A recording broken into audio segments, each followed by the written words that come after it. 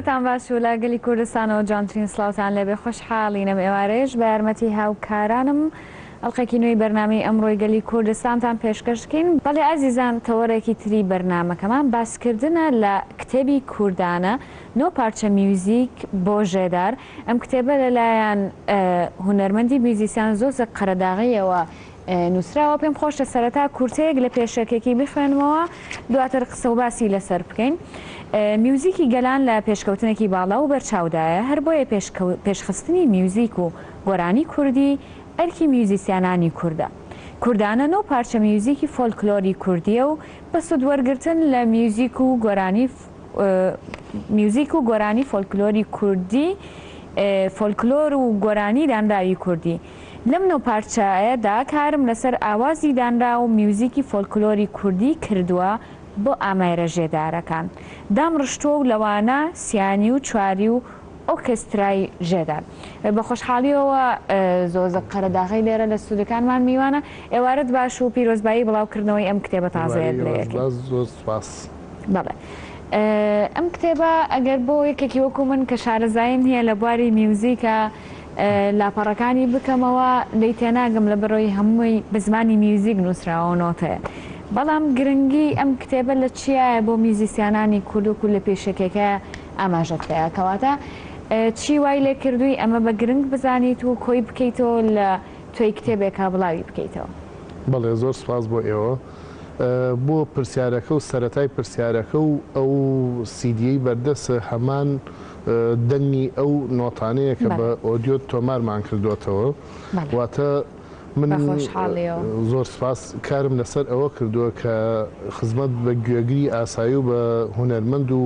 پسپۆر و ئەکادیمیش بگەێنێ. لە هەمان کاتە ئەگەر تۆ نۆتە نەزانیت گوێبیستێ بێگەر نۆتەش بزانی وەکو فێرخواز دەتوانێت سوود لەوە وەرگێت گوێی لێ بگرێت و لە هەمان کاتە سەیری نۆتەکەی بکات بۆی بزانێت شێوەی داڕشتنی هارمۆنی و ئەنالیزەی مۆسیقاکەی چۆنیە. لە هەمان کاتا کەسێک گوێی لێ بێت لە ماوەیەکی کورتە بیرەوەری و فۆلکلۆر و دانراوی گۆرانیەکانی بە شێوەی موزیکی بێوشە هەر پارچە مۆسیقا گوێ لێ بێت و چێژی لێ وەربگرێت بەو ئومێدەی کە ببێت بە کللتور لە ناو کۆمەڵگای کوردیە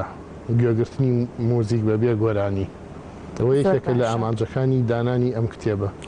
ئەم کتێبە ساڵی 2016 دەستت کردو بە نووسین و 2010 کۆتایی بێتەوە. لە ماوەی ئەو 2 ساڵەیە چیت کردو؟ ئایا ئەمە زیاتر وەکو ڕیسێرچێک وەکو گەڕانێک وا بووە یاخۆ وەکو نووسینێک و وەکو نووسەرێک وا بوون؟ ڕاستە کە نووسیمە 2016 پرۆسەی دیزاین و چاپکردن و ڕێخستنی کتێبەکە لەو کاتەوە دەستی پێکردووە. ئەگەر لە سەرەتایی یەکەم خاڵەوە دەست پێ بکەین ڕەنگە بگەڕێتەوە بۆ 7 ساڵ زیاتریش. چونکە کە ئەڵین 9 پارچە میوزیک زیاد لە 25-30 پارچەم هەڵبژاردە بوو دانابوو ئەم 9 پارچەیەم لێ هەڵبژارد کە بۆ کۆمەڵی لایەنەوە بۆ بەیەکەوە گونجاوە. بۆ نمونەگەر گوێ بگریت هەندێکی مامناوەندە هەندێکی خێرایە هەندێکی خەو ڕێکم خستووە بۆەوەی گوێچکەی بیسەری ئاسایی چێژ وەربگرێت و بە نۆرماڵی وەری بگرێت لە یەکەم پارچۆتان نوێم پارچە کێشەی نەبێت. لە هەمان کاتیشتا هەوڵماوە میلۆدی ناوچە جیاوازەکان یاخود چەند پارچەیەکی تەواو ئاوازی خۆمە بڵین بە هەوا و بە ریتمی فۆلکلۆر دروستم کردووە. چون ئەگەر ئێمە کار لەسەر فۆلکلۆرەکەین بۆ ئەوەی بتوانین دانراوی تازەمان هەبێت، نابێت هەر بە تەنها فۆلکلۆر بێت بە شێوە خامەکەی خۆی وەکو زێڕی ناو خاک بەکاری بێنین. ئەکرێت لەوە ئێمە مۆرگوەرگرین و کاری تازەی لەسەر بە ئەنجام بگەێنین وەکو میلەتانی دنیا کە چەندین ساڵە گەیشتوونەتە و قۆناغی دووهەمی دانانی مۆزیک و گۆرانی. لە هەمان کاتیشتا بیرم لەوە کردوێتەوە لە ڕووی کللتوریەوە سوود بگەێنێت. واتە هەندێک کار هەیە هەموو کارێک سوود بە خودی دانەر و بە دەوروبەریش ئەگەیەنێ، بەڵام هەندێک کار هەیە بۆ زەمانێکی دیاری کراوە. من کار لەسەر ئەوە ئاکەم تەنها بۆ زەمانێکی دیاریکراو نەبێت بەلایەنی کەمەوە دوای من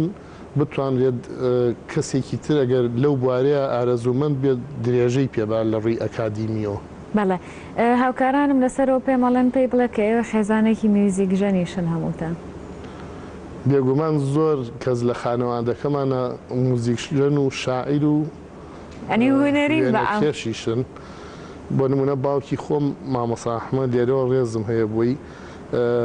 هۆنەر بووە، چەند گۆرانیەکیشی کراوە بە گۆرانی. چەند کەسێکی کەش لە خانەوادەکەمانە وەکو مامۆستا ئەنوەر، وەکو کاک دیاری، کاک بڵند،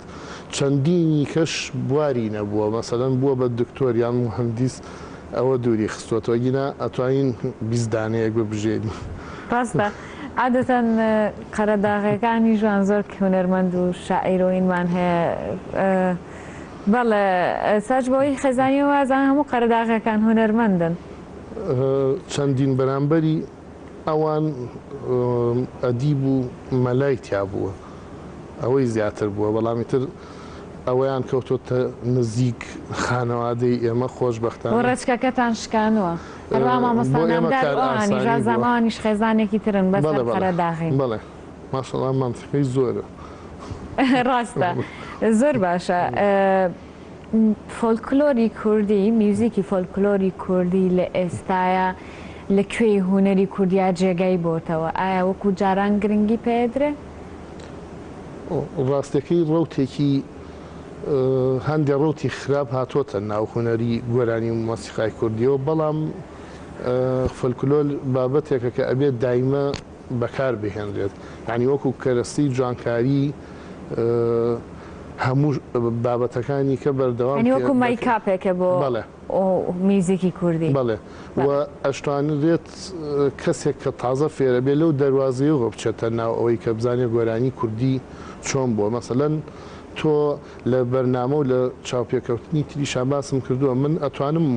موزیکێکی ئەفغانی بەکاربێنم بە مۆرکی کوردی ئیشی لەسەر بکەم. گرنگی ئیشەکەی من گرنگە کە چۆن کاری تیاکەم، یعنی ئەوە لە سەردەمی کۆنا یەک پارچەی بچووک لە شتێ بچوایان و دزیوێتی، ئەوە بابەتێکی کەیە. یعنی ئێستا ئەتوانین بڵێن مەسەلەی کەڤەرکردن شتێکی ئاساییە، زۆر ئاساییە، بەڵام بەچمەستی ئەوە گریت لەگەڵ یاگات شتەیەگریت بەبێ ڕوونکردنەوە لەگەڵ یام، چونکە تۆ هەر پێویست چواردەورە هەیە، وڵاتانی ترن کاریگەریان هەیە لەسەر، بەڵام گرنگە کە بزانی بۆچی کار لەسەر ئەوەکەی، نەک بەبێەوەی هەستی پێ بکەیت تۆ ئیشێکە کردووە ڕۆ تورکی دەرچووە دوایی هەستی پێ بکەیت، یعنی بە بێمە بەست نەبێت کارەکە. وەکو چۆن من باسی ئەوواکەم ئەوەم بوومە بەسە کردووە کە بمێنێتەوە و دواتر کاری لەسەر بکرێت بە ئامێری جۆرا و جۆر نەک هەر ژێدار بێت، بۆ نمونە بۆ 4 شمشاڵ ژەن بێت، بەڵام ئەبێ بزانێت ئەو 4 شمشاڵ ژەنەی کە هەڵێ بژێری بۆ 4 بۆ دانێکان باڵەبان نیە مۆرکی ژواهیە بەڕای من. مەسەلەن مامۆستا حەسەن زیرەک ئۆخەی لەم باڵایی و تۆ زۆر بە ئاشکرا دیارە کە ئەرمەنیە، بەڵام توانیەتی بەو مۆرکە گشتی خۆی کە بەکاری هێنێ بێڵێتەوە. ئەگەر هەڵی وایە بە ئەرمەنی بیوتایە هیچ گرنگیەکی نەبوو، شایانی باز نابوو. هەنی کەواتە هەچ هونەرمەندێک ئەگەر کەڤەری ئاوازێک بکات یاخۆت هەتا گۆرانەکە بە تەواوی، ئەگەر مۆرکی خۆی پێوە بەیانی چۆن بە کوردی ئەڵێن هونەرمەندەکە مۆری خۆی لێبات، ئەو بەلای تۆ ئاسایی. بێگومان هونەرمەندێکی یابانی لە ئەمریکا موزیکە خوێنێ، بەڵام دوایە چێتەوە کار لەسەر مۆسیقای یابانیە کات، یاخود ئەم کەرەستانی بەردەممان بۆ پرۆگرامێک ئامادە کراوە، بەڵام ئێمە خزمەتی تیڤ کوردی و هونەری کوردی پێەکەی نویان بوارەکانی تری پرۆگرامەکە کە تایبەتە بە کورد و کوردستانەوە. بۆ نمونە ناکرێ بڵین دروستکراوی خۆمان نیەم کەرەستانە لەبەرەوە کەڤەرێکی پێ نابێت بەکاریبێنی. ئێستا لە ئەوروپایە میوزیکی مۆدرن بەڕاستی گیان ناکرێتەوە بە ئاسانی، ینی حتا ئەگەر گوێیەکی مۆسیقیت هەبێت یاخۆت میوزیسان بی فەڕەنسی لە ئەڵمانی گیان ناکرێتەوە، ئەڵمانی لە بەریتانی گیان ناکرێتەوە، بە تایبەتی بۆ کەسێک کە خۆی میوزیسیان نەبێت. جاران بۆ نمونە لە فۆلکلۆرەکانە یان حتا گۆرانەیەکی فەڕەنسی تۆ ئەگەر بەس گوێت لە 1 دقەی ئەوەڵی بەس میوزیکەکەی بێت یەکسەر جیاکەیتەوە بۆ نمونە ئەدیث پیاف بە ئاسانی یەکسەر جیاکرێتەوە بۆ نمونە لەوانەی ترە ئەلڤس پرێسلی بە ئاسانی جیاکرێتەوە بەڵام بۆ ئێستا ئێمە هیچ جیای ناکەینەوە نازانین ئەم گۆرانی بێژە فەڕەنسیە میوزیکەکە بۆ نمونە ئەسلی وڵاتەکەی هەر نازانی کوێنەریە بەشێکی کوردی پەیوەندی بە جوابەکەی پێشومەوە هەیە کە بە شێوەیەکی جوان کاری لەسەر ئاوازێکی جیاواز کردوێتەوە مەسەلەن ئەڵمانیە لەسەر میلۆدیەکی چیکی ئیشی کردوێتەوە وەلەو نزیکایەتیش هەیە لە بینی وڵاتە ئەوروپیەکانە بەڵام بە شێوەیەکی گشتی ئەوە سەردەمی کلاسیک بوو یعنی بڵین کلاسیک بە مانای ئەوەی کە بڵین 100 ساڵێ لەمە پێش بۆ خوارەوە سەدەکانی موزیک هەبوو کلاسیک و ڕۆمانتیک و پێشتریش باروک و ڕێنیسانس بۆ نمونە پێنج هێڵی گۆرانی وتن هەبووە لە ڕۆمانتیکە ئەمە شۆبەرت بۆ 600 گۆرانی هەبووە ئەمە فرانس لیز بووە ئەمە کێ بووە درێژکراوەی شۆبەر وردەوردە لقی لێ بۆتەوە تاکو ئەوەی کە ڕێچکەی تری لێ دروست بووە بە بۆچوونی من ئەوەی کە تۆش باسە کرد درێژکراوەی بابەتی ترن کە جیای ناکەیتەوە لە یەک بەڵام خودی خۆیان بە ئاسانی ئەتوانن جیای بکەنەوە یاخود بەهۆی وشەوە گرنگترین شتیش کە پسپۆرت جیای بکاتەوە بەهۆی میانەی دەنگیەوەیە بەنمونە مۆزیکی کوردی بە شێوەیەکی گشتی کە خۆشم توێژینەوەم کردو و هاوڕێیان و مامۆسایانی هاوڕێمان کردویانە موزیکی کوردی لە میانەی چواریە خۆیە بینێتەوە ینی چوار دەنگ تێناپەڕێ فۆلکلۆرەکەی ئەگەر زیاتر بێت دانراوێکی تازەترە لەو فۆلکلۆرە یان 5 بێ یان 6 بێ بەڵام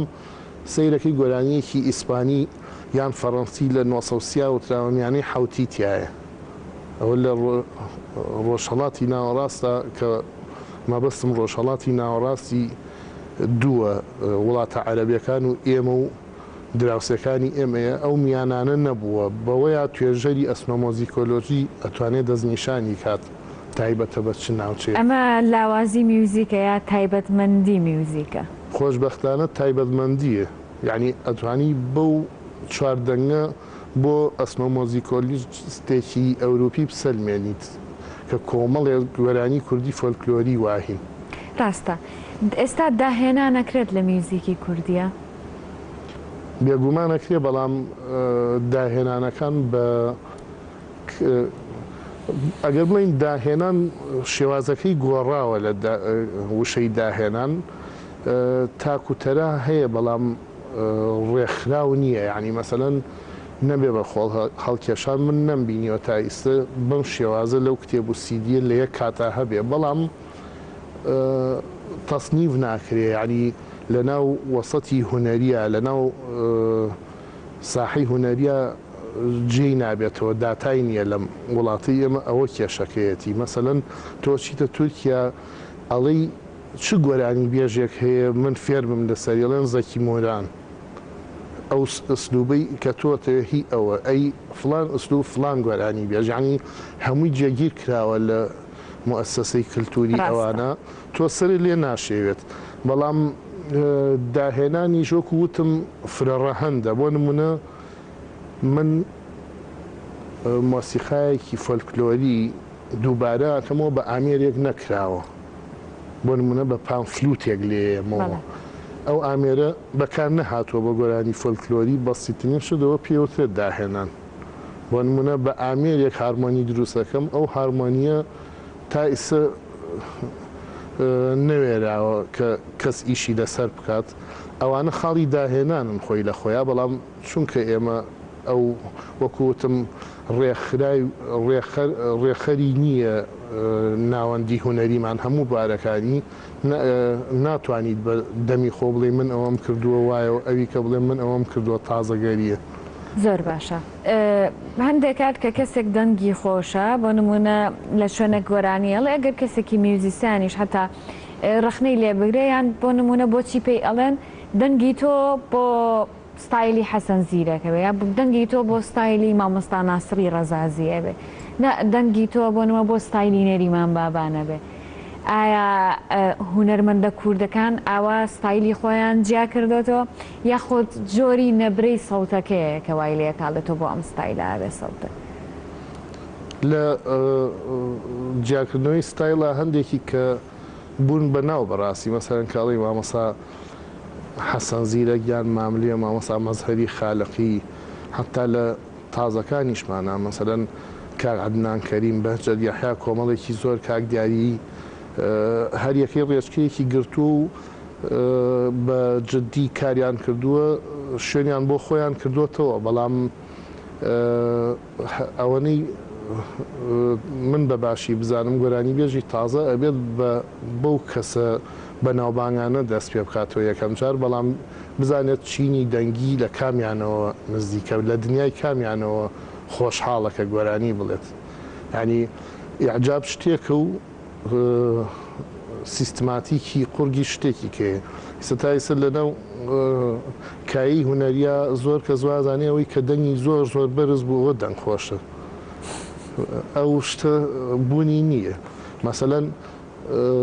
مامەسا بێژان کامکار بە منی وتی من کە بە گڕی گۆرانیەڵم دەنگ مەیەشێ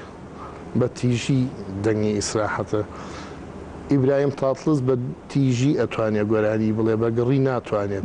ئەم بنیەتی هێنی خۆیەتی فەریدە تڕەش گۆرانی بێژی کە لە ئەسڵا لوبنانیە زۆر بەناوبانگە بەگڕی دەنگی بەگڕی بەناوبان و جاکاتە یەکێکە لەو بەناوبانگانی کە چریکەی نییە ئەگەر وابێ وێ بڵی چریکەی نییە وەکو چۆن لە ناو هینا لە ناو کورداواهی باسەکرێت ئەوە پەیوەندی بۆ هەیە من کە دەستکەم بە گۆرانی وتن و دەنگم خۆش بێت بەسە بێت دڵنیا بم لەوەی دەنگم خۆشە ئەبێ بزانم چینی کامیان بۆ من گونجاوە دنیای کامیشیان مەسەڵەن پاپ میوزیکە فۆلکلۆری تەواوە مۆسیقای شاری هەیە وەکو چۆن مامەسا حەسەن گەرمیانی مامەسای نەمر کەریم کابانەوە مۆسیقای شاری پێڵێن لە تەسنیفی مۆسیقای زانستیە هەیە بۆ ئەوانە دەنگی گونجاوە بۆ فۆلکلۆری تەواو نەگونجاوە هەیە ئینکاریەکە لە نێوان ئەم گونجان و نەگونجانەیە یعنی بۆ شێوازێکیان نابێ ئیلا بیلا ئەوە هاڵێت ئەوە واکات کە بەرەو پێشەوە نەچێت و بۆ چەندین گۆرانی تر کە یڵێتەوە هەمان هیلاکەتی و زەحمەت بکێشێت دوایش خەڵک تاوانبارەکە دوای ئەم کتێبە پرۆژەی ترت چی ئەبێت گەر هەڵە نەبم کتێبێکی گەورە دروستکراوە بۆ مامۆستای نەمر حەسەن زیرەک بەڕێزیشان کارتان تیا کرد ئەو کتێبە 26 مانگ لە سەرای سلێمانی بە ئامادەبوونی ژمارەیەکی زۆر ڕۆشنبیر بەڕێز کاک مەریوان مەسعود سەرپەرشتیاری گشتی کتێبەکەیە کە نووسەر و وەرگێڕە دەستخۆشی لێ یەکەم کە من و چەند هاوڕەیەک و چەند مامەسایەکی دێرین و چەند نووسەرێکی خاڵێ خۆشببوو بەشدارن لە کتێبەکەیە کە زیاد لە 1000 لاپەڕێ و هەموو ئەو بابەتانی لەسەر هونەرمەند حەسەن زیرەک باسکرا و شیکراوەتەوە لەو کتێبەیە بەردەست دەکەوێت و دکتۆر هەڤاڵ ئەبوو بەکر لە چاپی داوە یەکەم نوسخەشی لەسەر گڵکۆی مامەسا حەسەن زیرەک ئیمزاکراوە و دانرێت خۆشبەختانە پشتێکی گەورەم بەرکەوتووە لە نووسینەوەی نۆتە و شیکردنەوەی مەقامەکانی گۆرانیەکاندا بەڵێ دەستەکانت خۆش بێ مامۆستامان دوومان کردی بە هیوای سەرکەوتن و کاری بەردەوام نمونەتان زۆر سپاس دەکەم حەزەکەم ئاماژەش بەوە بەم ئەم کتێبەی من هونەرمەند کاگوەلیل ئاسی ئەرکی پیاچوونەوە و دیزاین و چاپ و تۆماری سیدەکەشی گرتە ئەستۆ و بەڕێز پارێزگانی سلێمانی دکتۆر هەڤاڵ ئەبووبەکر لە چاپی داوە باشە من کتێبەکە داهێنم بۆ مامۆستا کاردۆ بەڵام پێم خۆشە سیدەکە بۆ خۆم بێت بۆی من حەزم گوێ لە میوزیک بگرم بەڵام خۆشیشە هینێ ئیمزای ساحێبی کارەکەی بەسەرەوە بێ دەستەکانت خۆش بێت ئەمە لە